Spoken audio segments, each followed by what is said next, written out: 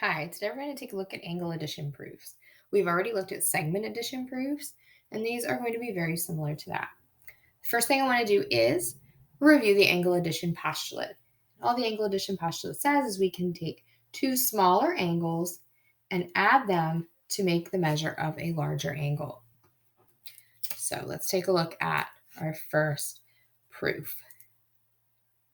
We are given that the measure of angle 1 is equal to the measure of angle 3. So I'm going to go ahead and mark that congruent on my diagram.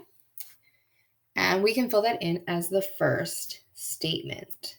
The measure of angle 1 equals the measure of angle 3, and that is given.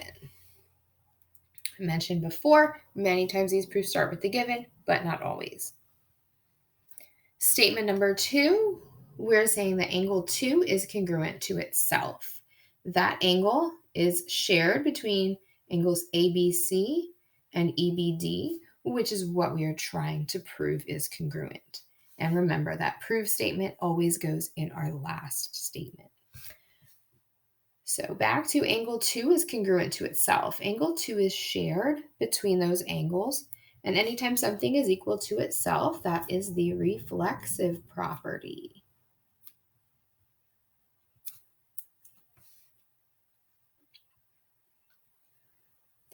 From there, we are allowed to add on both sides of the equation. The addition property allows us to add this equal quantity angle 2.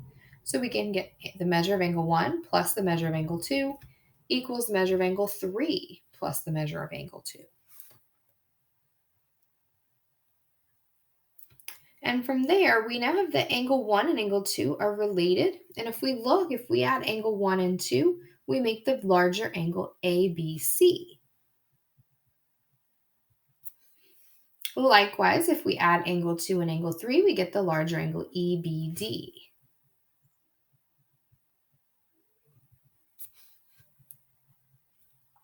This is our angle addition postulate, where we're adding two smaller angles to equal a larger angle.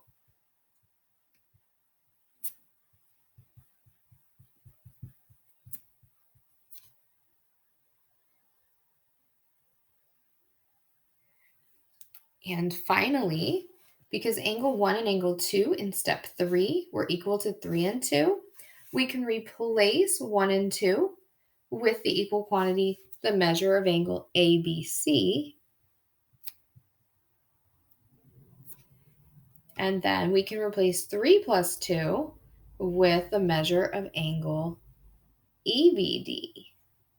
And that would be substitution because we're replacing those equal quantities. All right, let's take a look on the back at another one.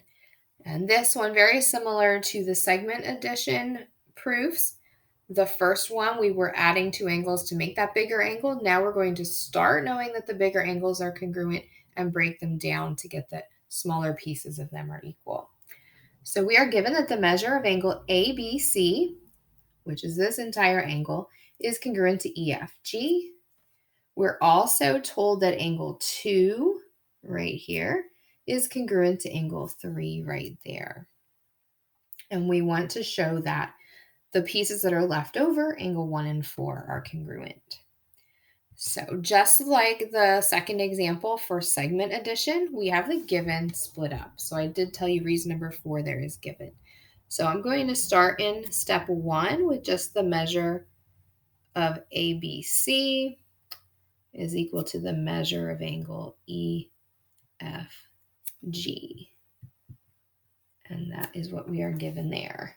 And then the second part of that given is down here in statement 4, the measure of angle 2 equals the measure of angle 3.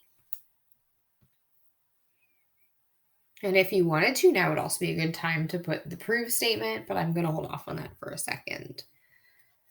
All right, so statement number 2, since we're starting with the larger angles, we can break them down into the smaller parts. So angle ABC is made up of angle 1 plus angle 2. Instead of numbers there, you could use angle ABD and angle DBC, but it's just easier if we write out the numbers.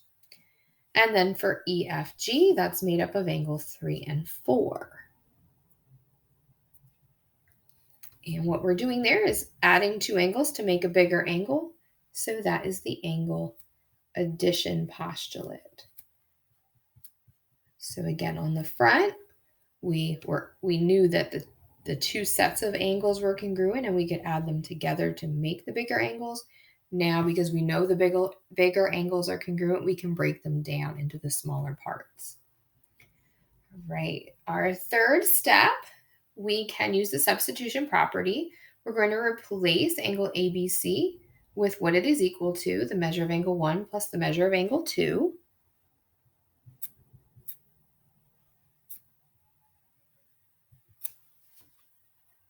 And then that is going to equal, when we replace EFG with what it is equal to, that will equal the measure of angle 3 plus the measure of angle 4.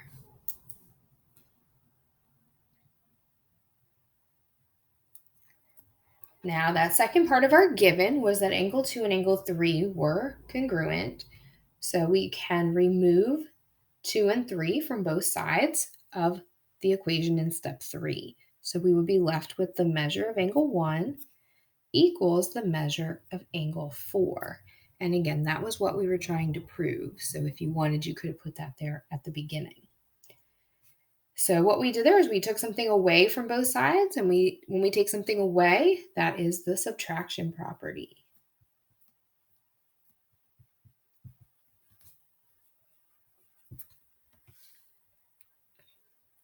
So those are two examples of the angle addition postulate in a proof.